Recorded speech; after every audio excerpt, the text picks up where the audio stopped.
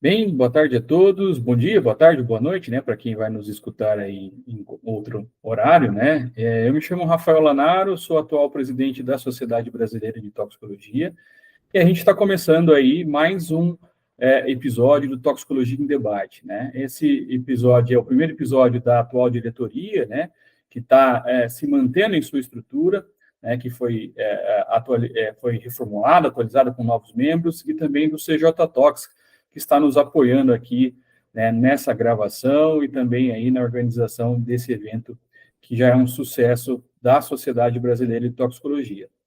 E para o episódio de hoje, pessoal, a gente conta com uma participação muito especial, que é do nosso sócio institucional, que é a Shimadzu, né? A Shimadzu, que é uma empresa líder em tecnologia, né, em equipamentos analíticos, né, o qual tem uma importância muito grande dentro da toxicologia, né? Então, certamente, a Shimadzu tem aí diversos, né, equipamentos e tecnologias que podem ser extremamente úteis para a toxicologia, quer seja toxicologia analítica, né, a clínica, a forense, ambiental, medicamentos. Então, nós temos aí esse sócio institucional, né, que é a Shimadzu, que há anos vem apoiando a Sociedade Brasileira de Toxicologia em seus eventos, e principalmente aí no Congresso Brasileiro de Toxicologia, tá? Então, hoje, o nosso tema principal do nosso Toxicologia em Debate é avanços tecnológicos da Shimadzu em toxicologia, soluções eficientes para laboratórios modernos, tá? Então, hoje nós contamos com 3 apresentadores, todos renomados, todos com alto, né, gabarito e formação acadêmica, né? Então, nós vamos contar aí com a participação da Isabela, do Marlon e da Marília, né? E para começar as atividades, eu gostaria de chamar, né, a Isabela de Oliveira e Silva, né? A Isabela, ela vai falar para vocês um pouco da linha de cromatografia gasosa, né, com diversos detectores, e principalmente aí com detectores acoplados à espectrometria de massas, tá? A Isabela, falando um pouquinho dela, né, ela é especialista de produtos da Shimadzu do Brasil, atuando principalmente na área de cromatografia gasosa, com espectrometria de massas. Ela possui graduação em Química Industrial pela Universidade Federal Fluminense e mestrado em Química, né, também pela mesma universidade. Possui experiência na área de toxicologia analítica, com ênfase em CGMS, e na técnica de introdução de amostras por headspace, atuando principalmente no desenvolvimento e validação de novas metodologias para análise de drogas de abuso em matrizes biológicas, urina, pelos e cabelos, e também exames de alcoolemia. Então, dou as boas-vindas para a Isabela, uma boa tarde. Isabela, fique à vontade de apresentação, tá? Ao terminar a apresentação, a gente vai né, dar continuidade e, no final, a gente abre para o debate. Combinado? Então, Isabela, pode compartilhar e é com você a palavra.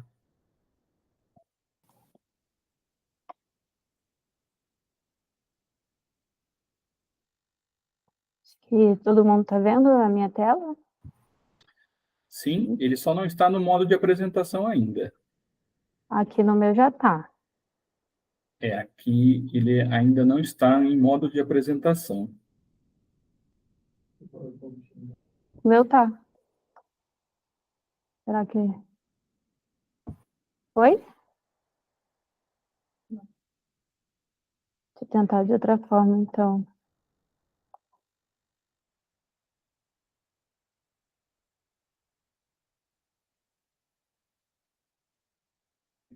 Agora foi? Agora sim, perfeitamente. Tá. Obrigada pela introdução, Rafael. É um prazer para a gente estar aqui hoje para falar um pouquinho dos avanços tecnológicos, né, da nossa empresa nessa aplicação de toxicologia. Então, como o Rafael já falou, sou especialista de produtos em GC e GCMS, então eu vou falar um pouquinho sobre a nossa linha, sobre os avanços que nós temos em questão de tecnologia para ajudar cada vez mais nesse tipo de aplicação, né, na toxicologia. Então, começando, eu queria só apresentar um pouquinho a empresa, não sei se todo mundo conhece, mas a Shimadzu Corporation ela foi fundada em 1875 por Genzo Shimadzu, em Kyoto. A nossa matriz principal, então, ainda é localizada em Kyoto, no Japão, mas a gente tem, como vocês sabem, né, várias unidades pelo mundo todo, e aqui no Brasil, a nossa matriz fica em São Paulo, mas temos outras filiais pelo país. Então, as nossas áreas de negócio são instrumentação analítica, aparelhagem médica, equipamentos industriais, equipamentos para aeronáutica. Então, a gente fornece vários tipos de equipamento com alta tecnologia para atender todas as demandas, pensando sempre, né, no nosso lema, no lema da empresa, que é trabalhando para contribuir com a sociedade através da ciência e tecnologia. A Shimadzu do Brasil, ela foi fundada em 1988, desculpa, e aí a matriz fica localizada em Barueri, em São Paulo. Nós temos duas divisões, a divisão médica e a divisão analítica, então a gente, de novo, né, fornece equipamentos para vários tipos de áreas, e a divisão analítica, ela foca principalmente em setores que trabalham com pesquisa, desenvolvimento e controle de qualidade. Na nossa matriz, a gente tem um espaço voltado para o cliente, que é o Customer Solution Center, CSC, onde a gente tem alguns equipamentos em exposição para demonstração, onde a gente realiza algumas análises, e é um espaço onde vocês podem visitar a gente. Geralmente fazemos alguns eventos abertos ao público, alguns treinamentos, algumas palestras, e se alguém tiver interesse em visitar, marcar uma visita, é super bem-vindo. Sempre tem algum técnico ou especialista presente para poder conversar melhor, tirar qualquer dúvida, tá?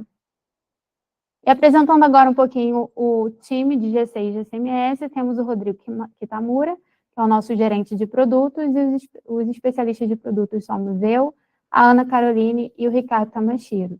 Todos nós temos muita experiência na técnica de GC e GCMS e estamos disponíveis para tirar quaisquer dúvidas que surjam, né, que vocês tenham necessidade. E apresentando a linha de GC da Shimadzu, a gente vê que o primeiro GC é bem antigo, né, de 1957, e desde então a gente tem avanços tecnológicos, sempre pensando na melhora da eficiência e sensibilidade da análise. Então, por exemplo, em 2017 foi lançado o GC 2010 Pro e o GC 2030. O 2010 Pro é um GC intermediário voltado para análise de rotinas já muito bem estabelecidas, mais para controle de qualidade. E o GC 2030 é um equipamento high-end, né, o nosso topo de linha. Ele tem alta tecnologia e vantagens operacionais quando comparado com o GC intermediário. Ele tem mais sensibilidade também, voltado para pesquisa e desenvolvimento. Em 2021, nós tivemos o lançamento do HS20NX, que é um automostrador de headspace para análise de compostos voláteis. É um automostrador de alto desempenho também para fornecer boa eficiência de análise e boa sensibilidade. E em 2023, tivemos o último lançamento do nosso GC2050. Ele é um GC intermediário também, como o GC2010 Pro, mas ele foi desenvolvido com a alta tecnologia do GC2030. Então, ele é um GC mais compacto, mas pode ser utilizado em análise de rotina, mas ele possui algumas vantagens operacionais quando comparado com o GC intermediário anterior. Já para a linha do GC-MS da Shimadzu, nós também tivemos, desde 1970, vários avanços tecnológicos. E em 2018, tivemos o lançamento da nossa linha MX, né, que é o nosso single quadrupolo high-end, no topo de linha, o QP2020NX, e os triplos quadrupolo 8040 e 8050NX. Em 2023, agora, recente também, tivemos o lançamento do nosso single quadrupolo intermediário, mas que também foi desenvolvido com essa alta tecnologia para garantir, ainda assim, uma alta eficiência e sensibilidade de análise.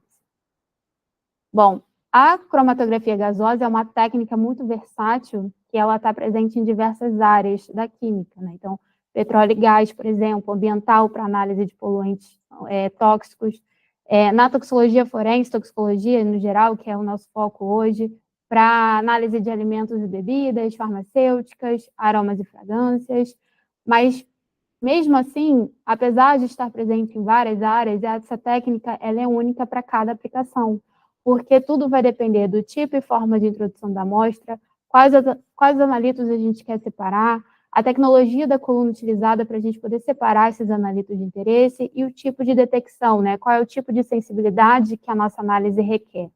E o que a gente pode, então, analisar por cromatografia gasosa? De maneira geral, são os compostos de baixo peso molecular, baixa polaridade e baixo ponto de ebulição. Isso porque a gente introduz a amostra no injetor, e nesse injetor essa amostra vai se vaporizar, e os compostos voláteis são introduzidos na coluna para seguir com a separação e posterior detecção.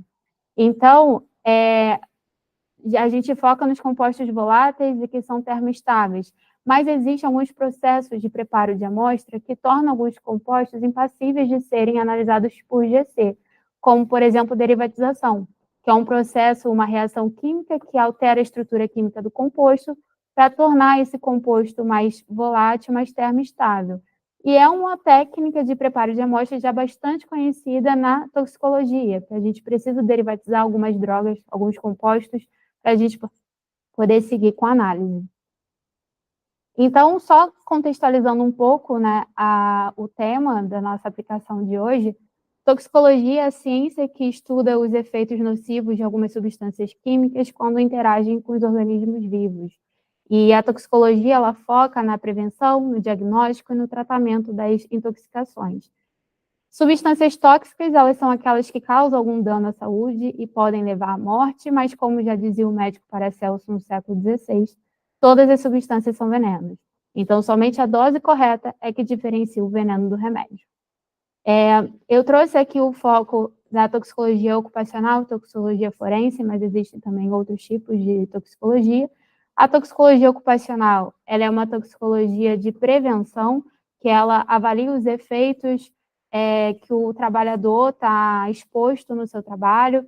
Então, o objeto de estudo da toxicologia ocupacional são os compostos químicos presentes no local de trabalho, para poder evitar, né, qualquer surgimento de alguma doença ocupacional, que possa alguma exposição excessiva a alguns compostos que possam causar algum efeito adverso à saúde do trabalhador. Já a toxicologia forense, ela possui implicações de ordem legal e social. Então, o objetivo é detectar e quantificar substâncias tóxicas presentes em situações criminais. Na toxicologia, a gente pode analisar compostos tóxicos nocivos, né, presentes em drogas apreendidas, bebidas, alimentos, medicamentos e também matrizes biológicas. As matrizes biológicas mais utilizadas são sangue, urina, pelos e cabelos, suor, saliva também pode, humor vítreo. Tudo vai depender do tipo de análise, do tipo de coleta, da integridade da amostra, das janelas de detecção, enfim. E para a gente poder realizar esse tipo de análise, a gente precisa ter conhecimento dos limites máximos toleráveis, que esses limites geralmente são regulamentados, e a partir deles é que a gente pode dizer se um resultado é positivo ou negativo. E esse processo de análise toxicológica, ele é dividido em duas etapas, triagem e método confirmatório. Na triagem, é um processo, uma etapa preliminar, né, onde a gente tenta identificar uma possível substância ali presente na amostra. Se o resultado der positivo, a gente precisa confirmar a presença dessa substância através de uma análise confirmatória. E método confirmatório, padrão ouro, né, que é conhecido hoje em dia, são aqueles que têm como detector o espectrômetro de massas, como, por exemplo, o GCMS. E aí, como eu falei que alguns limites, eles são regulamentados, eu trouxe aqui algumas legislações que é importante a gente ter conhecimento para a gente poder analisar o resultado das nossas amostras. Então, por exemplo, pensando na toxicologia ocupacional, a gente tem a NR7, a norma regulamentadora, que determina a implementação do Programa de Controle Médico de Saúde Ocupacional nas empresas. O foco dessa norma, então, é a prevenção de doenças ocupacionais e acidentes de trabalho. Ela estabelece diretrizes e requisitos para o desenvolvimento do Programa de Controle Médico de Saúde Ocupacional nas organizações, com o objetivo de proteger e preservar a saúde de seus empregados em relação aos riscos ocupacionais, conforme a avaliação de riscos do Programa de Gerenciamento de Riscos da organização. Então, nessa norma, a gente encontra uma tabela onde tem várias substâncias que devem ser monitoradas e os valores máximos, né, os indicadores biológicos de exposição excessiva máximo que essas substâncias podem estar presentes no nosso organismo. Então, é a partir desses valores que a gente vai dizer se um resultado é positivo ou negativo. E dentro dessa tabela, eu trouxe o exemplo de alguns compostos que podem ser analisados por GC, como acetona, metanol, metilcetilcetona, metil-isobutilcetona, ortocresol.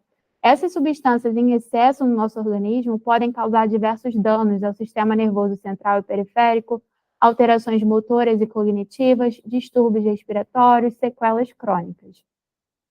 Já quando a gente fala de toxicologia forense, não tem como a gente fugir da alcoolemia, que é a análise da presença de álcool no sangue de um indivíduo, né, conhecido como BAC, Blood Alcohol Concentration.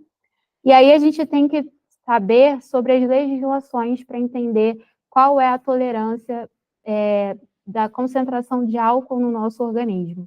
Então, com a lei seca, hoje tem uma nova margem de tolerância, o condutor é autuado e responderá por infração gravíssima se a concentração de álcool por litro de ar alveolar for igual ou superior a 0,05 miligramas por litro.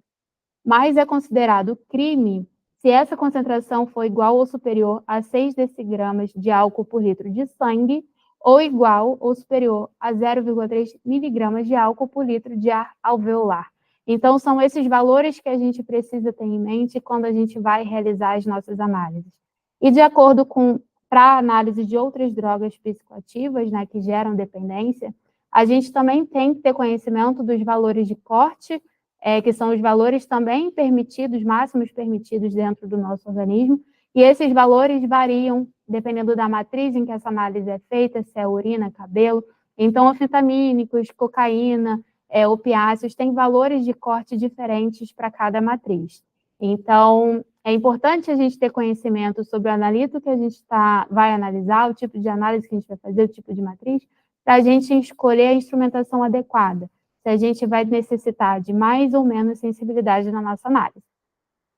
Trazendo agora o foco para as soluções que a Shimadzu tem a oferecer para esse tipo de aplicação, eu falo um pouquinho do nosso GC2030, que é o modelo high-end top de linha que eu falei, que é um modelo super fácil de operar e de alta sensibilidade e possui várias vantagens nos modos que o constituem. Injetor, forno da coluna, detector. Então, quando eu começo falando do injetor, não tem como eu não falar da controladora de fluxo, que é a AFC. Essa controladora de fluxo, ela faz com que a gente tenha resultados reprodutíveis e consegue controlar o gás de arraste através de 3 modos: fluxo constante, pressão constante e velocidade linear constante. É importante esse controle do gás, porque o gás ele é responsável por transportar as amostras do injetor até o detector. Então, o modo de velocidade linear constante, ele é exclusividade da Shimadzu, patente da Shimadzu. Então, ele controla a velocidade do gás do início ao fim da análise, a velocidade ideal para garantir uma alta eficiência de separação dos compostos na coluna, independente da temperatura de forno que a gente está trabalhando. Então, a partir desse controle, a gente consegue garantir que as nossas análises não vão ter compostos coeluindo, e que isso é importante para não interferir na nossa sensibilidade, no nosso resultado.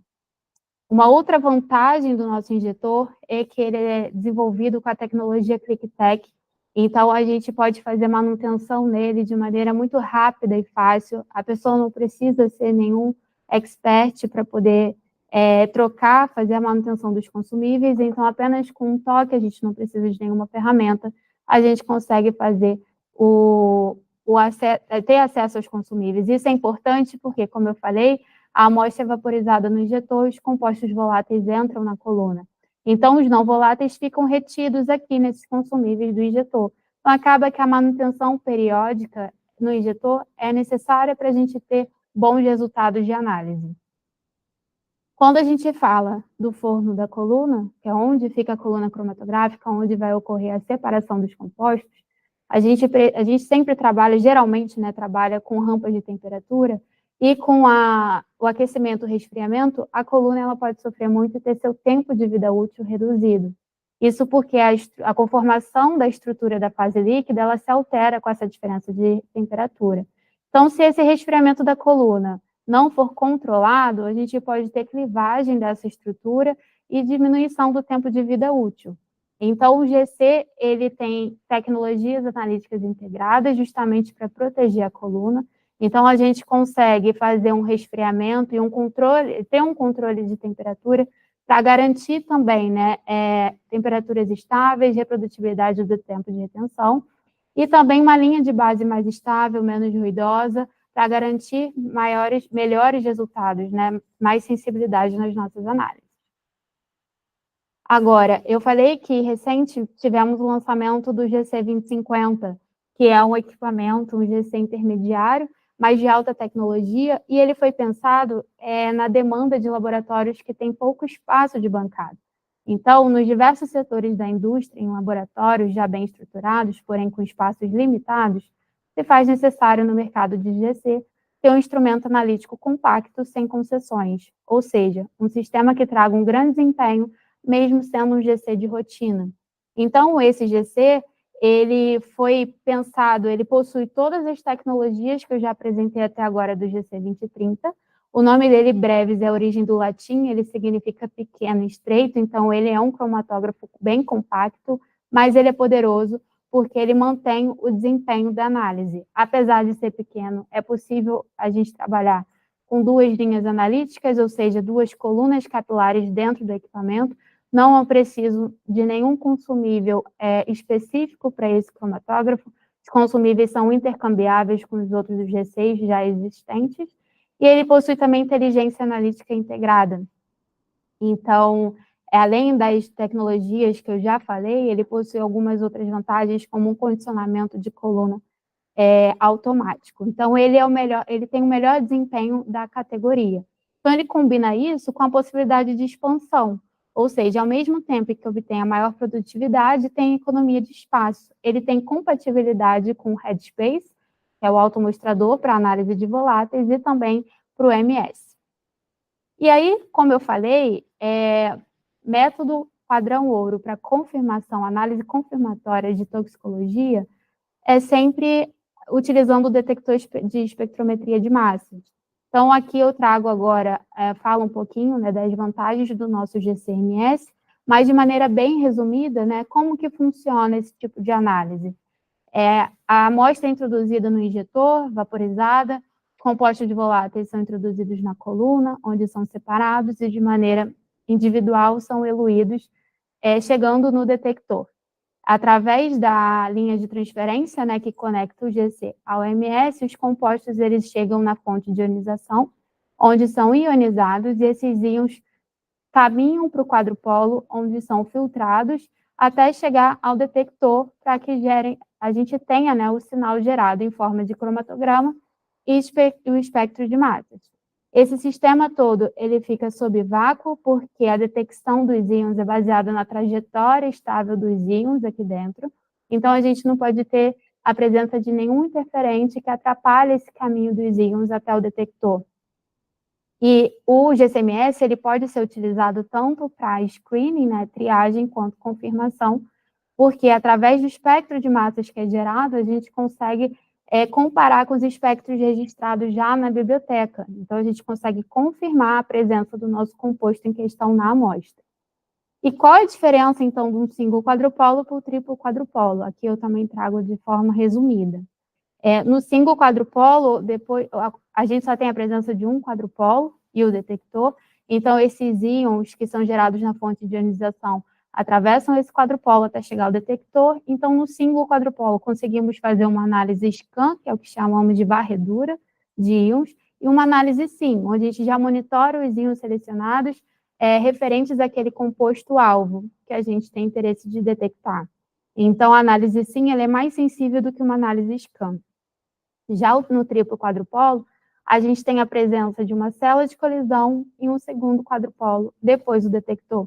Então, nesse caso, a gente consegue fazer, além de análises scan e SIM, análise MRM, onde os íons gerados na fonte de ionização, chamados de íon precursores, né, eles são filtrados no primeiro quadrupolo, atingem a célula de colisão, onde colidem com um gás inerte, geralmente argônio. Essa energia de colisão ela é transformada em energia interna e esses íons precursores, eles se fragmentam, gerando íons produtos que são filtrados pelo segundo quadrupolo e aí sim analisados. Então, na análise do tipo MRM, a gente tem mais sensibilidade de análise porque a gente monitora justamente essa transição, né, fragmentação do íon precursor para o íon produto. Então, a gente aumenta mais ainda a nossa seletividade de análise, eliminando interferentes de matriz. Então, a gente tem que entender, quando a gente está fazendo uma análise toxicológica, qual é o valor de corte que a gente precisa alcançar para poder detectar o nosso analito de interesse e qual é a matriz. Geralmente valores compostos com valores de corte mais baixos, né, que são mais sensíveis, e matrizes mais complexas, a gente precisa trabalhar com triplo quadrupolo para poder gerar uma análise mais sensível.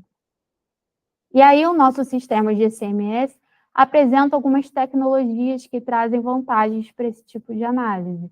Então, temos a fonte de ionização, que é altamente sensível e estável. A fonte de ionização está protegida, como se fosse por um escudo, do calor que é irradiado pelo filamento. Então, isso faz com que o aquecimento na fonte seja uniforme, garantindo resultados estáveis e sensíveis, né, e com estabilidade a longo prazo. Além disso, o quadrupolo ele possui uma tecnologia que garante análises de varredura, né, análise scan em alta velocidade, mantendo a boa sensibilidade. Então, isso aqui é ideal quando a gente está trabalhando com vários íons, monitoramento de vários íons, análises do tipo FAST e também análises simultâneas, quando queremos fazer análise qual e quantitativa ao mesmo tempo, como análise scan-sim. E o equipamento está pronto para ser utilizado com gás de arraste alternativo, né? A gente sabe que o hélio hoje está escasso, com alto custo, então a gente pode trabalhar com análise utilizando o hidrogênio e o nitrogênio como gás de arraste. Aí aqui vale ressaltar que a gente tem um sensor de hidrogênio opcional que monitora periodicamente se há algum vazamento do gás dentro do forno do GC. Então, se houver alguma saturação persistente, esse sensor desliga o equipamento e aí torna o uso seguro e rotineiro, né, do hidrogênio de forma segura. Então, é uma boa opção, tanto hidrogênio como nitrogênio, como gás de arraste alternativo ao hélio. E aí, também pensando em melhorar a produtividade do laboratório, o QP 2050 foi desenvolvido, que também foi um lançamento que eu mencionei, que é um QP intermediário, mas feito com essa alta tecnologia. Então, ele foi pensado na geração de resultados estáveis em um maior período de tempo e sem a perda de sensibilidade, né? E, além disso, pensando na redução do tempo de manutenção, justamente para manter a alta produtividade de rotina. Ele é um sistema também pensado em locais que têm pouco espaço de bancada, então o QP 2050 ele pode ser acoplado ao GC 2050, mas também ao GC 2030, inclusive aos cromatógrafos gasosos já existentes. Então, esse upgrade torna o nosso sistema versátil para outros tipos de análise. E as características, né, inerentes a esse novo sistema são relacionadas ao detector, que ele possui tecnologia de supressão de ruído e alto desempenho de amplificação de sinal. O quadrupolo ele foi desenvolvido e otimizado, né, aprimorado para ter hoje a mais alta velocidade de scan, 30.000 unidades por segundo, que está diretamente relacionada à sensibilidade, principalmente quando a gente quer trabalhar com análises simultâneas. A interface, ela foi otimizada, aprimorada para garantir a distribuição uniforme de temperatura, então evita assim, a absorção de compostos e, consequentemente, a formação de picos com efeito caudal. Então, isso permite que a gente faça análise com compostos com alto ponto de ebulição, por exemplo. A fonte de ionização, ela foi desenvolvida para ter uma maior facilidade de manutenção, ela tem alta sensibilidade e durabilidade, então a gente consegue manter a estabilidade dos sinais mesmo depois de 500 injeções consecutivas. E a gente tem agora um opcional de um filamento de longa duração, que é um filamento mais robusto, possui uma vida útil cerca de 5 vezes maior do que o normal. Então, ele garante análises sensíveis a longo prazo, né, com alta estabilidade, e evita uma manutenção periódica, uma substituição periódica e recente, né, rápida do filamento. Pensando, então, na facilidade, né, de manutenção, no aumento da produtividade do laboratório, a fonte de ionização hoje ela é mais compacta. O número de partes e o número de ferramentas foi reduzido e o tempo de substituição é de 1 minuto. Então, realmente facilita todo esse processo, diminuindo o tempo de inatividade do sistema. Então, são tecnologias pensando justamente numa análise de rotina do nosso sistema. A gente tem também para oferecer para esse tipo de aplicação a Smart Forensic Database, que é um banco de dados que possui informações para análise de substâncias toxicológicas em amostras biológicas, utilizando o sistema triplo quadrupolo. Então, possui informações de cerca de 500 compostos registrados, dentre eles drogas de abuso, drogas psicotrópicas, drogas em geral, pesticidas, entre outros. E a gente sabe, né, que para criar um método MRM, a gente leva algum tempo, que a gente precisa otimizar até encontrar as energias de colisão ideais para fragmentação, as transições MRM, e aí esse pacote de dados ele tem as informações que facilitam todo esse processo. Então, a gente consegue criar de maneira automática o método MRM, porque aqui a gente já contém todas as informações para os compostos registrados de índice de retenção, de transição MRM, energia de colisão. E aí, esses métodos gerados, eles resultam em resultados de alta sensibilidade, alta seletividade, fazendo com que os nossos resultados, os interferentes presentes em matrizes biológicas, possam ser efetivamente separados dos nossos analitos de interesse. Só que aqui eu falei até agora dos compostos de análise, pensando em injeção líquida, né, para análise de compostos semivoláteis. Só que na toxicologia a gente também tem os compostos voláteis que eu já tinha mencionado antes. Por exemplo, para análise de alcoolemia, para análise dos compostos presentes lá na NR7, na toxicologia ocupacional, mas também para análise de drogas inalantes, né, que são substâncias tóxicas, psicoativas, que são inaladas de maneira voluntária para alteração da consciência. São compostos presentes em produtos disponíveis no mercado, como esmalte, tintas, thinner, por exemplo, desengordurantes. A gente tem como exemplo o cloroformo, o tolueno. Então, é importante que a gente também possa analisar esse tipo de compostos. Para isso, os compostos voláteis, geralmente a gente utiliza a técnica de headspace acoplada ao GC-FID ou GCMS. Se a gente faz análise utilizando o GCMS, os resultados positivos não precisam de exame confirmatório, porque, como eu falei, é gerado um espectro de massas que a gente pode comparar com o espectro registrado na biblioteca e confirmar a presença do nosso composto de interesse. Agora, se a gente faz análise através do FID, a gente precisa de uma confirmação em uma segunda análise, porque no FID a gente só tem a informação do tempo de retenção. E a gente já tem algumas aplicações disponíveis na internet, se vocês quiserem procurar, depois dar uma olhada, para esses tipos de análises. Hoje, a configuração padrão para análise de alcoolemia, por exemplo, é aquela que a gente possui no mesmo cromatógrafo 2 linhas analíticas, 2 colunas cromatográficas de fases estacionárias diferentes, com 2 detectores FID. Então, dessa maneira, a gente consegue simultaneamente fazer o screening e fazer a confirmação, porque os compostos nas 2 colunas eluem de maneira diferente, com tempo de retenção diferente. Então, a gente consegue confirmar a presença deles nas nossas amostras. Mas o que é, então, o headspace? É uma técnica considerada de pré-tratamento de amostra, porque a gente não precisa fazer um pré-tratamento elaborado, a gente pode adicionar direto ao vial de análise a amostra líquida ou sólida, porque a gente vai fazer análise dos compostos orgânicos voláteis. Então, isso permite que a gente analise matrizes sujas, complexas, e que mesmo assim a gente obtenha um cromatograma limpo, sem a presença de interferentes. Mas é importante a gente levar em conta que cada amostra é diferente uma da outra, e a análise de um composto depende muito da matriz. Então, a gente tem que ter um conhecimento dos compostos que a gente quer analisar e do tipo de matriz também que a gente vai analisar. Além da toxicologia, né, o headspace está presente em outras áreas, por exemplo, ambiental, para análise de compostos voláteis tóxicos em águas residuais, e também na área farmacêutica para análise de solventes residuais, entre outros. E como que funciona essa técnica de headspace? A gente introduz a nossa amostra num vial adequado para análise, a amostra líquida ou sólida, e aí, a partir do momento que a gente crimpa esse vial, a gente passa a ter 2 fases ali dentro. A fase da amostra e a fase gasosa, que dá o nome à técnica, que é a headspace.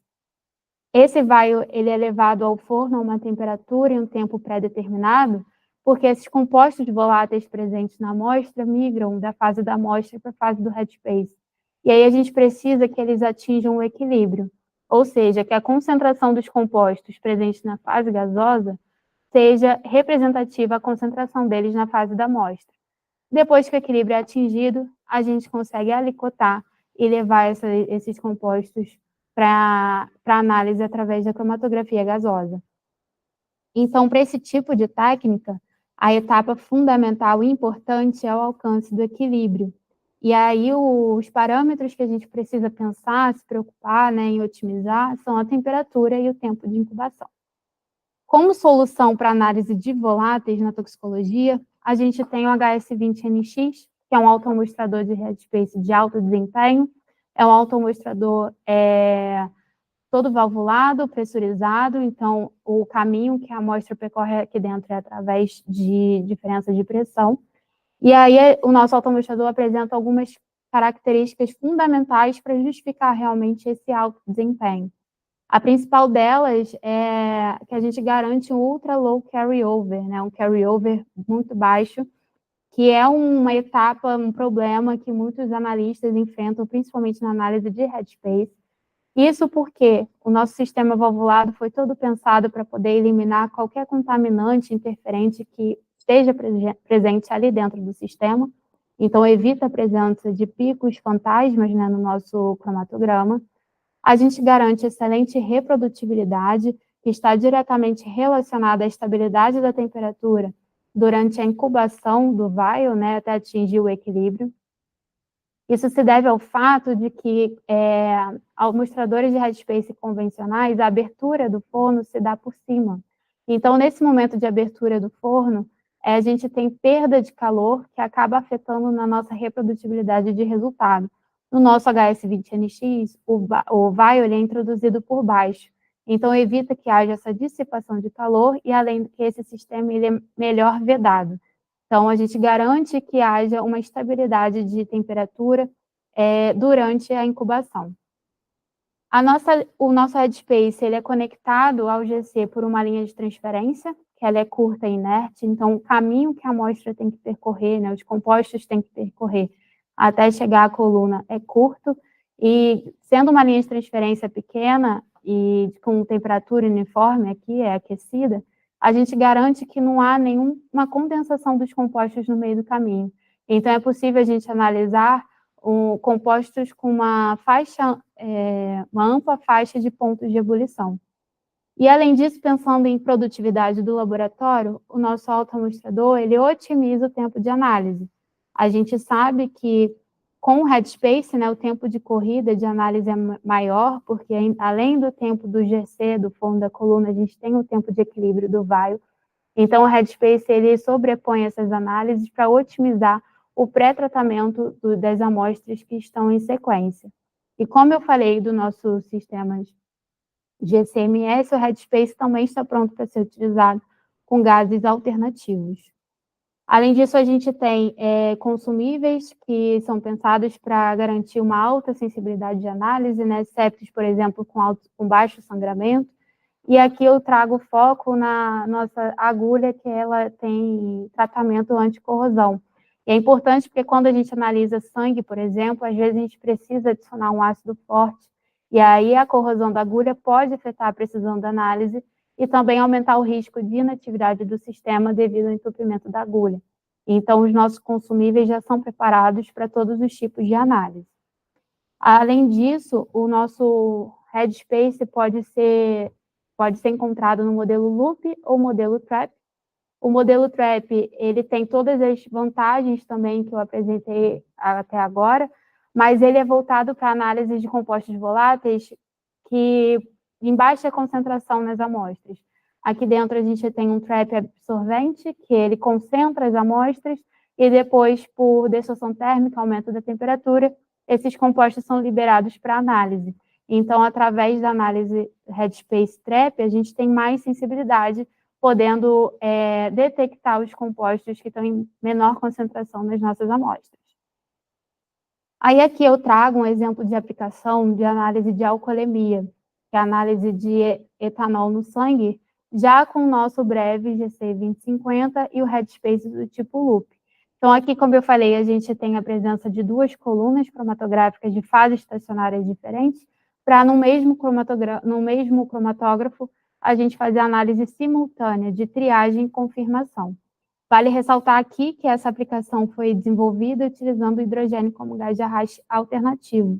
Então, a gente consegue, nas duas colunas, né, ter um resultado bom, sensível, com curva de calibração com boa sensibilidade, e aí, a partir dos 2 cromatogramas resultantes, a gente consegue confirmar a presença dos nossos compostos, porque eles eluem de maneira diferente e com tempo, tem ordem de eluição diferente e tempos de retenção diferentes também. Então, acaba que é uma aplicação, uma configuração mais versátil para esse tipo de análise. E eu trago também aqui exemplos de cromatogramas de métodos reais que foram desenvolvidos aqui em clientes, só que nesse caso utilizando o nitrogênio como gás de arraste. E também para isso a gente conseguiu boa linearidade para análise de etanol e metanol. Então, esse tipo de configuração, esse tipo de análise, né, o nosso equipamento é eficiente, garante alta sensibilidade, utilizando os 3 gases de arraste que são mais usados, né, comumente usados hoje em dia nas aplicações. E aí, para finalizar, esse mesmo método, nessa mesma configuração, foi feito para poder analisar alguns compostos, né, daquelas drogas inalantes que eu comentei. Então, aqui, por exemplo, a gente tem análise de tolueno, tricloretileno, cloroformio, e aí a gente consegue, ao mesmo tempo, fazer um screening, né, e também com a outra coluna cromatográfica de fase estacionária diferente, confirmar a presença deles na amostra. Em termos de avanços tecnológicos, era isso que eu tinha para apresentar hoje, pensando na toxicologia, no que a gente tem para oferecer, as vantagens que a gente tem para oferecer, pensando em melhor operação, alta sensibilidade e eficiência de análise. Aqui a gente tem o que chamamos de helpdesk, então para quem está assistindo pode ler esse QR Code que está no slide, que já vai direcionar para uma página do site onde você consegue abrir uma solicitação, algum chamado, seja uma dúvida ou uma questão de aplicação, de treinamento, sempre tem alguém de plantão, algum técnico ou especialista para poder atender e entrar em contato com vocês. Então, o que for necessário, também pode entrar em contato com a gente através desse canal. E aí eu agradeço a atenção até aqui. Obrigada. Obrigado, Isabela. Excelente apresentação. Assistir essa aula é uma atualização, né, para a gente que está atuando diretamente com toxicologia, que também faz ciência, né, ver quanto que a cromatografia gasosa evoluiu, né, e a Shimadzu evoluiu muito bem essa questão da cromatografia gasosa e me despertou aí várias questões aí que a gente vai debater no final. Tá? Então, parabéns, Isabela. E agora, para dar continuidade ao nosso Toxicologia em Debate, né, gostaria de chamar o Dr. Marlon Profeta de Almeida, né, especialista de produtos da Shimadzu, nas áreas de espectrometria molecular e atômica. O Marlos possui graduação em Química pela Universidade Federal de São Paulo, Unifesp, mestrado em Química Inorgânica pela Unicamp e doutorado em Química Inorgânica pela Universidade Federal de São Carlos, né, realizou estágio de pós-doutorando, né, na Karmanos Cancer Institute, Wayne State University, nos Estados Unidos, tá, e possui experiência na área de química e pesquisa, atuando principalmente no desenvolvimento de novas metodologias de síntese, caracterização e aplicação de compostos com propriedades espectroscópicas de interesse em meio biológico. O Dr. Marlon vai falar para vocês um pouco a questão da linha do ICP-MS. Tá? Então, Marlon, obrigado pela participação aí e tem a palavra aí para você apresentar. Obrigado. Obrigado, professor Rafael. Agradeço a introdução e a oportunidade de falar um pouquinho com vocês a respeito da nossa linha de ICP-MS. Deixa eu procurar a tela aqui.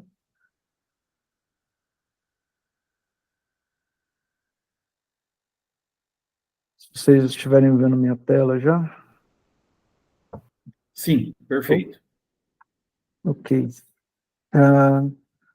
Então, falar um pouquinho com vocês sobre a nossa linha de ICP-MS e algumas soluções voltadas para a toxicologia.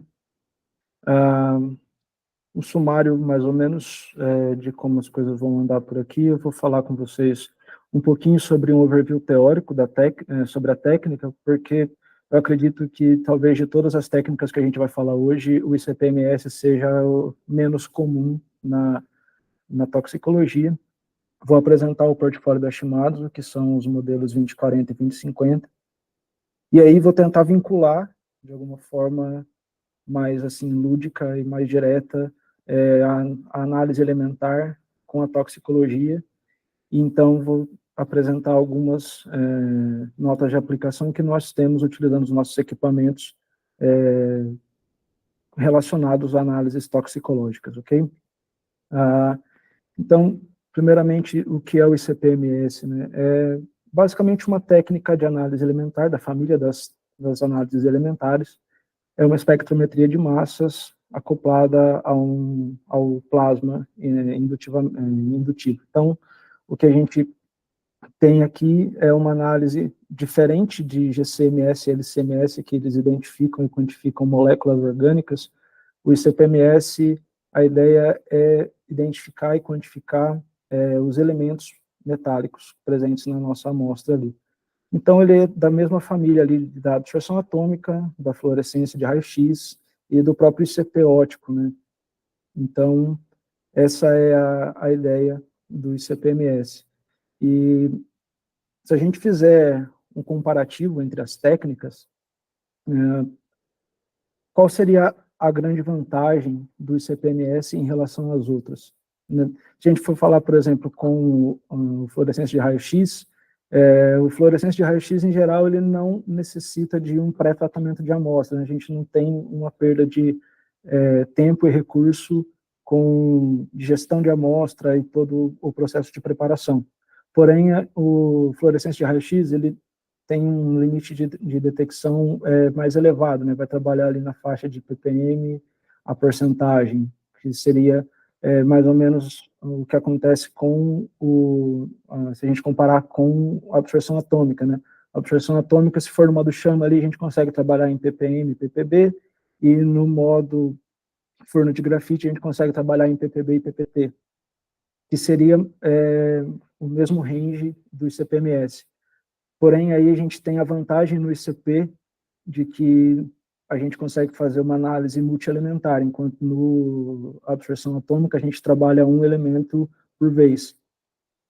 E uma outra vantagem também do ICP-MS em relação principalmente ao ICP óptico, que o princípio da técnica é mais ou menos o mesmo, só que no ICP óptico e todas as outras técnicas, a gente analisa o elemento assim, simples. Então, se tiver cádmio na amostra, a gente vai identificar cádmio e o cádmio total. No ICP-MS, a gente consegue, com o auxílio de um HPLC, por exemplo, a gente consegue fazer especiação dos estados de oxidação do metal contido na amostra. Então, a gente consegue avaliar cádmio 3 e cádmio 6, arsênio 3, arsênio 4, arsênio 5. Então, o ICP-MS ele acaba sendo uma técnica mais versátil nesse sentido, e como é uma técnica com análise de massas, que costuma ser, né, em todos os casos, ela é sempre com um limite de detecção mais baixo, uma técnica bastante sensível, a gente consegue fazer análises de metais em solução, em limites ali de ppb, ppt, dependendo de como a gente tratar a amostra e das matrizes, a gente consegue até um alto ppq ali. Então, nesse sentido, é uma técnica bastante versátil. E uma outra coisa interessante do ICP-MS é que a gente consegue fazer análise de isótopos, né? E isso é importante, principalmente para a própria técnica, por conta de eliminar interferentes. Então, a gente consegue identificar os diferentes isótopos nas abundâncias relativas e identificar qual dos picos a gente consegue utilizar para fazer a análise. Então, como funciona um ICP-MS? Como eu falei, é uma ideia mais ou menos igual ao de um ICP óptico. Então, a gente vai ter a introdução da amostra através do nebulizador, sob a forma de um aerosol. Ele vai entrar no que a gente chama de tocha concêntrica, né? Essa tocha ela é rodeada por uma bobina de radiofrequência. Essa bobina de radiofrequência ela vai gerar ali a indução de um campo magnético, né, alternado, e a partir de uma descarga elétrica, uma faísca, a gente inicia a ionização do argônio, que vai ser o gás que a gente utiliza para fazer o plasma.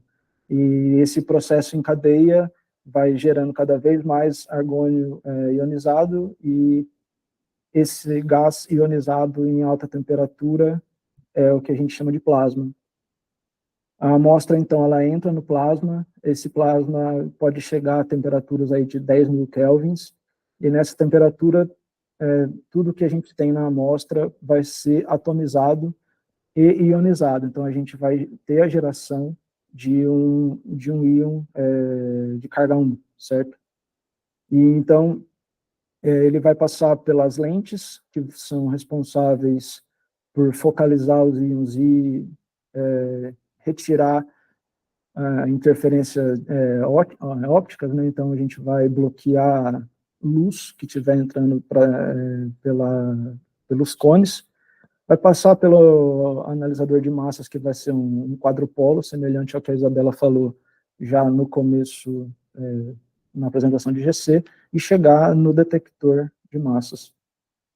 Então essa é basicamente a ideia de como funciona o ICP-MS, e a diferença dele para o ICP óptico, além, obviamente, do limite de detecção bastante mais baixo, é que no ICP óptico a gente vai captar a luz emitida pelo elemento, enquanto no ICP massas a gente vai identificar a razão massa-carga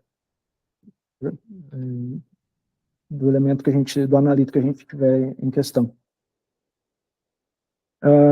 Então, falando um pouco do portfólio da Shimadzu e de alguns diferenciais, vou falar do nosso lançamento, que é o ICP-MS 2040 e o ICP-MS 2050. Eles vieram substituir o nosso modelo antigo, que é o modelo ICP-MS 2030. E a primeira grande mudança do modelo antigo para o modelo atual é que a Shimadzu tem tentado fazer os equipamentos cada vez mais compactos, assim como na linha de GC que a Isabela apresentou. A gente tem o Brevis, que é um GC mais compacto. Aqui no ICP-MS, o 2040 e 2050, ele também foi projetado para ser mais compacto, ocupar menos espaço de bancada. E o nosso ICP agora, o modelo 2050, ele vem acoplado com uma câmara de reação. Então, agora a gente pode eliminar as interferências tanto pela cela de colisão quanto pela cela de reação. Então, a gente agora tem um sistema ainda mais sensível. E outros diferenciais que a gente pode citar são os esforços que a Shimadzu tem feito no sentido de que os nossos equipamentos forneçam análises mais, vamos dizer, eco-friendly. Então, a gente tem tentado diminuir os impactos ambientais inerentes a cada análise. Então, a primeira coisa que a gente pode falar, o primeiro item que a gente pode citar é um novo design da nossa tocha de plasma, que permite que a gente trabalhe com um fluxo de gás bem menor. Então, se a gente olhar aqui, a gente está saindo de um ICP-MS típico, um fluxo de 18 litros por minuto de gás argônio, enquanto com a mini tocha e o modo eco, que são os diferenciais da Shimadzu, a gente consegue diminuir esse fluxo de argônio até aí pouco mais de 5 litros por minuto. E esse novo design da tocha, que a gente consegue observar aqui do lado esquerdo, com a temperatura do plasma chegando aí a 7.500 Kelvin, a gente consegue trabalhar agora com o gás argônio de pureza 99,95. O pessoal que trabalha com ICP sabe que a pureza do argônio é um grande entrave, vamos dizer assim, porque para a gente conseguir gerar um plasma robusto e estável, normalmente a gente precisa aí de um argônio com 3 ou 4 noves depois da vírgula, falando em pureza. O nosso design, a nossa mini tocha, ela permite que a gente trabalhe com argônio aí de 99,95% de pureza, que já vai impactar diretamente no custo da análise. A gente também teve algumas alterações nas interfaces, tanto para facilitar o acesso e manutenção, quanto para fazer que o equipamento se torne um pouco mais robusto com relação às diferentes matrizes para análise. Então, a gente pode citar o dreno por gravidade, então, toda amostra que não vai para a tocha, que não vai para o analisador, ela vem para o dreno e vai automaticamente pela força da gravidade para o descarte. Então, a gente elimina questão de flood, né? A gente não vai ter mais problema de interromper o plasma porque o dreno ou o descarte estão muito cheios. Uma câmara ciclone de quartzo com sistema de refrigeração por Peltier, um sistema de diluição por aerosol. Então a gente colocou aqui um gás auxiliar que continua sendo o próprio argônio entre o nebulizador e a tocha. Então, se a gente tem uma amostra que tem altas concentrações de sais, a diluição pode ser feita diretamente pelo gás. Então, a gente elimina essa concentração pelo fluxo de gás e insere a amostra diretamente no plasma. E essa interface, que são os cones aqui, né, o cone e o skimmer, a gente foi mudado isso de cobre para platina, e elas são facilmente removíveis aqui, elas ficam localizadas aqui, e elas são facilmente removíveis e sem a necessidade da gente quebrar o vácuo do sistema. Então, a gente pode simplesmente vir aqui, retirar com a mão mesmo, ela é um encaixe, a gente pode retirar, fazer uma limpeza que seja necessária e colocar de volta aqui sem a gente precisar abrir o vácuo do sistema. Como eu falei, um novo design da cela de colisão e da cela de reação e um quadrupolo de alto desempenho. Então, no modelo 2040, a gente só trabalha no modo colisão para remoção de interferentes, enquanto no modelo 2050, a gente trabalha com a cela de colisão e a cela de reação, e a gente ainda tem o opcional de trabalhar na cela de reação com a amônia. Então, a gente ganha modos para fazer a eliminação dos interferentes de maneira efetiva. E o quadrupolo de alto desempenho, ele vai permitir que a gente tenha uma alta estabilidade da carga. Então, a gente pode ver aqui que 5 horas de análise contínua, a gente tem uma linha de intensidade ainda bastante estável. E o alto desempenho permite que a gente trabalhe no modo de alta resolução, e isso permite que a gente estabeleça correção de meia massa, também para a gente conseguir eliminar a interferência e ter resultados melhores nas análises.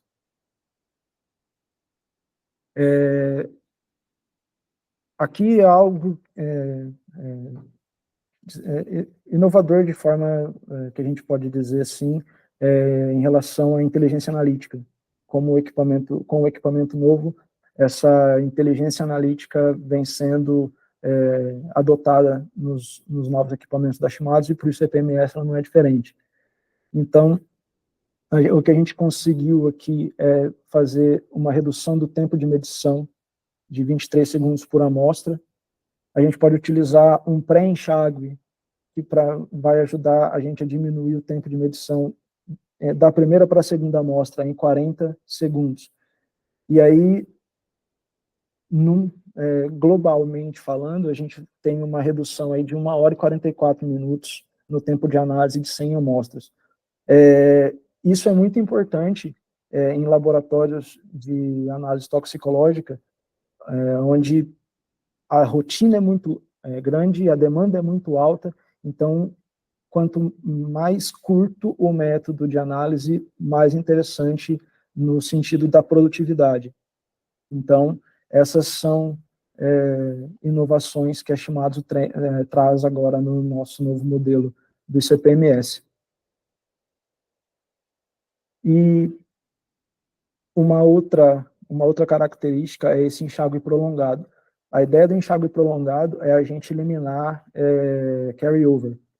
Então, o que acontece é que, numa sequência normal, você vai ter uma amostra, aí um enxágue, uma segunda amostra e outro enxágue. Se essa segunda amostra ela tem uma concentração muito alta do seu elemento-alvo, muitas vezes esse único enxágue ele pode não ser suficiente. Quando você mede a terceira amostra, você tem um carry-over dessa amostra com alta concentração que você mediu antes.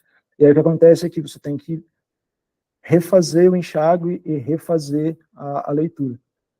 Aí, com o enxágue prolongado, que é algo que a gente pode fazer, setar automaticamente no método, quando você fez a primeira medida, fez o primeiro enxágue, a sua segunda amostra ela tem uma concentração mais alta, automaticamente o software vai fazer o primeiro enxágue e um segundo enxágue adicional antes de injetar a terceira amostra. Dessa forma, diminuindo, como a gente pode ver, aqui nesse slide, utilizando esse enxágue prolongado, a gente diminui aqui o carry-over das amostras. Aqui nesse caso ele tinha usado 500 ppb de boro na terceira amostra, e aí sem utilizar esse enxágue prolongado, ele teve um carry-over na quarta e na quinta leitura, até que na sexta leitura isso se estabilizou. Utilizando esse enxágue prolongado que a gente tem logo após a medida de boro em 500 ppb, com o enxágue prolongado, logo na quarta análise a gente já tem um retorno para a faixa normal de trabalho. Então, esses são alguns diferenciais bem interessantes que a Shimadzu traz agora com os modelos novos do ICP-MS. E falando de software, também englobando aqui essa ideia da inteligência analítica, o software ele permite que a gente faça verificações, que o próprio analista faça a verificação sem ter que necessariamente precisar do auxílio de um técnico ou de alguém mais experiente. Então, a gente consegue, dentro do software Lab Solutions e CPMS, verificar a variação do sinal do padrão interno, o que permite a gente identificar se é necessário fazer uma nova calibração, ou em qual período que é necessário fazer essa nova calibração, de quanto em quanto tempo, quantas em quantas análises. Ele permite identificar o status do instrumento, então, antes de você começar uma medida, ele te mostra todos os compartimentos do equipamento, se eles estão ok ou não, e ele também te dá informações de manutenção, então você consegue programar a manutenção antes, já de forma antecipada, sem você precisar esperar dar um problema para chamar o técnico. Então, essas são algumas ideias que a gente pode, são algumas novas soluções que a gente pode falar da Shimadzu em relação ao ICP-MS. E esse é algo que eu acho extremamente interessante, porque é muito difícil a gente desenvolver um método com uma técnica de massas, é sempre muito difícil por acertar inúmeros parâmetros. Então, em algumas áreas, a gente já tem alguns métodos pré-definidos, com algumas configurações já otimizadas. Então, com todas essas informações e todas essas inovações, o que a gente pode dizer é que o ICP-MS, por mais que seja uma técnica não tão usual, é um equipamento que a gente pode simplesmente instalar e já começar a usar. E o analista ele não precisa necessariamente ser uma pessoa muito experiente na técnica. É um equipamento bastante intuitivo, se torna uma análise que se torna bastante intuitiva e até, vamos dizer, tranquila de realizar. E sempre bom lembrar que os nossos softwares, eles podem ser conectados ao que a gente chama de Lab Solutions DB ou Lab Solutions CS, que são formas que a gente garante o audit trail e o compliance com as regulações, por exemplo, CFR 21, parte 11, que precisa ter a integridade de dados. Normalmente, farmacêutica usa muito isso. Então, o software dos nossos equipamentos, eles têm essa característica, então, também são aplicáveis tanto para os nossos equipamentos, quanto podem controlar equipamentos de outras marcas, no caso do Lab Solutions CS. E aí, vou tentar vincular um pouco a análise elementar à toxicologia. Por que é importante analisar elementos metálicos em face da toxicologia? A questão é que os elementos metálicos, eles estão presentes em todos os lugares, eles são virtualmente onipresentes. Eles estão em todas as atividades econômicas, em todos os ambientes. Então, a exposição humana a eles é basicamente inevitável. E de uns tempos para cá, e isso não é tão antigo assim, é relativamente recente, o controle das concentrações de elementos metálicos aos quais nós somos expostos, elas têm sofrido uma certa pressão para regulação, porque os novos estudos foram identificando que os metais, na presença do organismo, eles podem desenvolver algumas doenças, alguns problemas no organismo, e então passa-se a ser necessário o controle das concentrações desses elementos. E a grande questão também é que os metais, eles se comportam de uma forma diferente das moléculas orgânicas em geral. Então, eles podem sofrer reações de oxidação ou de redução, e eles vão exercer a sua toxicidade a partir dessas reações já internamente. É muito importante e bastante atual dizer que os metais, eles podem sofrer bioacumulação em níveis tróficos. Então, é aquela velha história de que a grama absorve do solo, aí o animal consome a grama e aí ele internaliza aquele metal, e aí o ser humano consome a carne do animal e ele também internaliza aquele metal. Então, essa acumulação, por conta dessa acumulação, a gente precisa ter esse controle em relação à exposição dos metais. A toxicidade do elemento, ela pode depender do estado físico. Então, por exemplo, o mercúrio líquido por si só, ele não é exatamente tóxico, mas os vapores, eles apresentam alta toxicidade. Quando a gente tem os vapores de mercúrio que são inalados, eles podem formar compostos organometálicos já dentro do organismo, e a partir daí eles começam a apresentar os efeitos colaterais. E a toxicidade, ela também pode depender do estado de oxidação. Então, por exemplo, um cádmio 6, ele é altamente tóxico, porém o cádmio 3, ele não é tão tóxico e ele ainda até participa de vias metabólicas de glicose tem alguns metais que são cofatores de enzima. Então, por tudo isso, é importante que a gente tenha um certo controle de exposição aos metais. E as interações dos metais com os sistemas biológicos, os metais eles vão ser aí divididos em algumas classes, né? Então, a gente pode citar alguns elementos essenciais, como ferro, cobalto, zinco, alguns que são apenas benéficos, que são silício, manganês, e os tóxicos, que é o que a gente vai focar um pouco mais hoje, que são ali mercúrio, cádmio, chumbo, arsênio, cromo, que é o que a gente chama de metal pesado, de forma de geral. E, de acordo com o ICH, né, esses metais eles estão relacionados com algumas doenças e causam alguns efeitos colaterais aos humanos. Então, alumínio, por exemplo, ele está muito vinculado à doença de Alzheimer, doença de Parkinson. Arsênio está muito vinculado a câncer, e até não muito tempo atrás, arsênio era utilizado como veneno. A gente tem problemas no rim relacionados ao cádmio, enfim.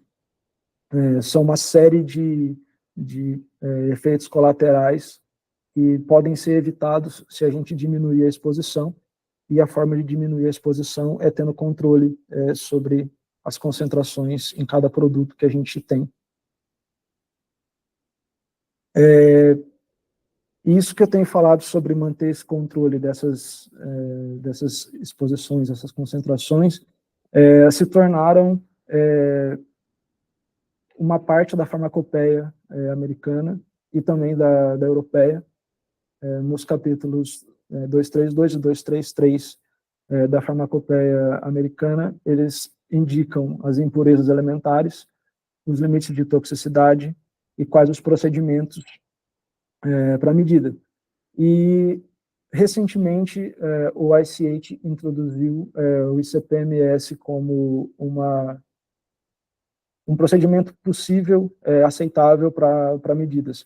E isso acontece porque, até então, o que a gente utilizava era ou o ICP óptico, mais amplamente utilizado era o ICP óptico, e, como eu disse, eles não são específicos, são menos sensíveis,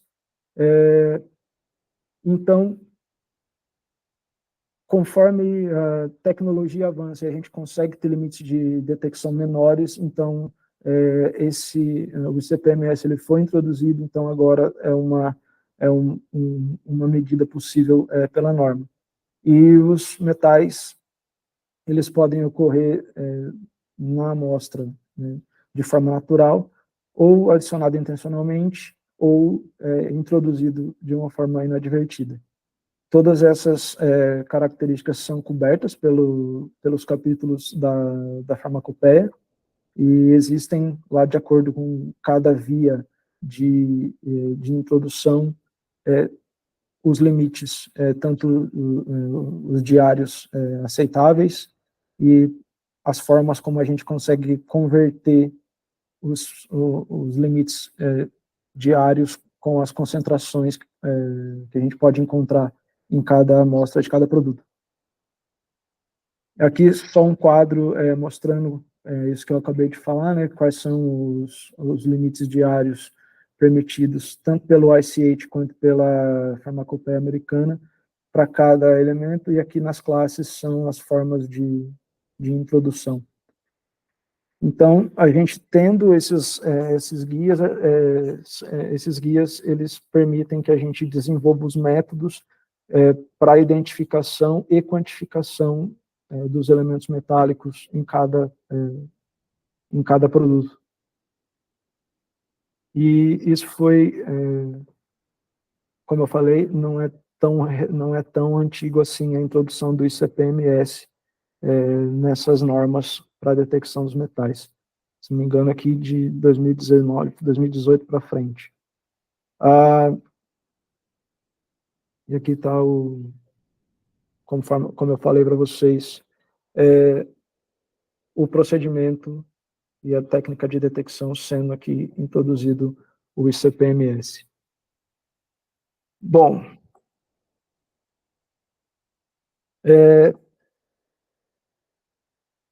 falar um pouco sobre um assunto que tem estado bastante em alta, principalmente porque nos Estados Unidos cada vez mais estados estão permitindo a utilização de produtos de cannabis, seja por via medicinal ou seja recreativo.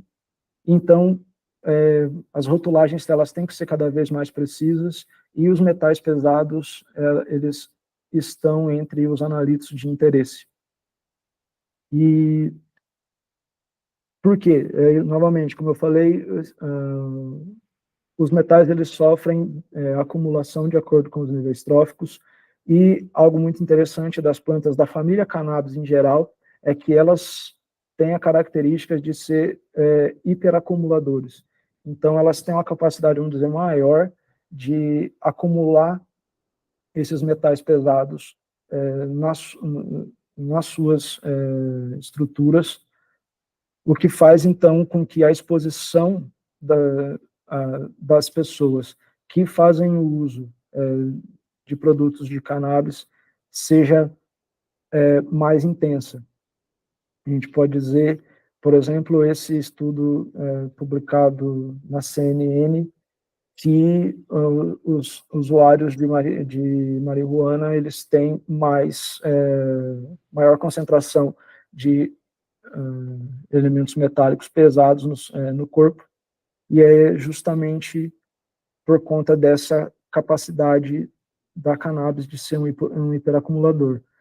Inclusive, existe o relato de que, na época do acidente em Chernobyl, foi utilizado o cânhamo, que é uma família da família da cannabis, uma planta da família da cannabis, foi utilizado o cânhamo para retirar a carga de metais pesados nocivos que foram espalhados. Então, a cannabis ela tem essa característica. Então, o controle de qualidade dos produtos de cannabis em relação aos metais pesados, eles têm que ser, normalmente, muito intensos. E isso varia, obviamente, de legislação para legislação. Cada país, cada estado tem uma legislação. E aí, foi também, aqui na Healthline, a gente pode ver aqui outro estudo dizendo que os vapes de cannabis, eles têm os metais pesados, mesmo antes de serem aquecidos. Então, é algo que no processo de produção das essências, os elementos eles não foram retirados. Então, novamente, a gente precisa ter aqui um controle em relação ao processo para diminuir a exposição. Então, vou falar um pouquinho com vocês sobre algumas aplicações que a gente tem dos nossos equipamentos nas análises de cannabis. Como eu falei, o ICP-MS 2040 e 2050, eles são modelos novos, foram lançados no ano passado, então tem algumas notas que eu trouxe aqui que são do modelo anterior, que é o 2030, mas a ideia é a mesma e o equipamento agora ele se tornou ainda mais sensível, então as análises elas acabam sendo equivalentes, vamos dizer assim. Então, o primeiro que eu vou abordar com vocês é um método, o desenvolvimento de método para análise dos metais em cannabis por ICP-MS, que foi feito, então, um método para 4 elementos aqui: arsênio, cádmio, mercúrio e chumbo. O que a gente identifica é que todas as análises elas têm uma linearidade muito boa de 0,99 ou 1, com limites de detecção bastante pequenos. Então, a gente está falando aqui de 0,7 ppb, e uma quantificação aí de 2,4 ppb no caso do arsênio. Então, obviamente, para cada elemento a gente tem uma detecção, uma sensibilidade, mas a gente consegue ver que todos os resultados, eles apresentam limite de detecção e quantificação bastante baixos, o que vai de encontro ao que a legislação, tanto do ICH quanto da farmacopeia americana, exigem. A gente pode ver que as recuperações para cada elemento são entre 96% e 101%, então é um equipamento bastante preciso, e em média aqui, fazendo 10 corridas com as amostras em sequência, com a mesma amostra em sequência, a gente observa um desvio padrão aí na terceira casa depois da vírgula. Então, um desvio padrão bastante pequeno. Então, isso aqui mostra para a gente que a gente tem um equipamento bastante preciso, bastante reprodutível e bastante robusto num método para detecção e quantificação de 4 elementos. Em uma outra nota de aplicação, utilizando também o ICP-MS da Shimadzu, foi desenvolvido para 17 elementos diferentes em diferentes matrizes de produtos de cannabis. Então, a gente vai ter aí chocolate, cookies, gummy bear, enfim, uma série de produtos com matrizes relativamente diferentes. E, novamente, para essa análise, a gente tem todas as curvas de calibração bastante lineares, aí de novo de 0,99 ou 1, com recuperações acima de 96%, exceto em uma aqui para prata, nas flores de cannabis, mas acontece porque nas flores de cannabis a gente tem muito cloreto e ele acaba precipitando com a prata, mas exceto para esse caso, todas as medidas elas apresentam bastante alta reprodutibilidade e alta sensibilidade e bastante precisão. Então, o ICP-MS da Shimadzu, para esses testes de controle de qualidade de metais em cannabis, ele é extremamente recomendável. Mas também, não só isso, né, a gente pode falar aqui da determinação de elementos traços em amostras clínicas mesmo. Então, aqui, uma nota onde foram feitas análises em urina, sérum e sangue, para identificação dos metais aqui, cobre, cromo, manganês, níquel e por aí vai. E aqui foram feitas, para fazer a eliminação de interferência, foi utilizado ou a cela de colisão, a gente vê aqui KED é a designação para utilização da retirada de interferentes por colisão, ou standard é onde a gente não utilizou nenhuma técnica, simplesmente fez a injeção.